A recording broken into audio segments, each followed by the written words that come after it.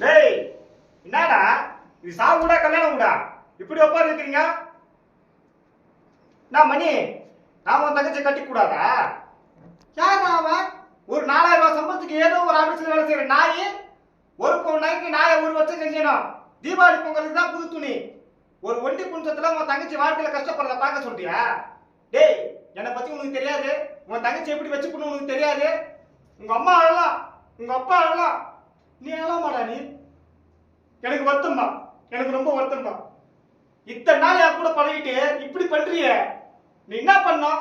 மாலை வேட்டி சட்டெல்லாம் எடுத்து குத்து வாடா முதலாத்துக்கு கையை பிடிச்சி கூட்டிட்டு போவானா நீ? யாரா பண்ணுவா இத? நீ தானே பண்ணோம். ஃப்ரெண்டாடா நீ?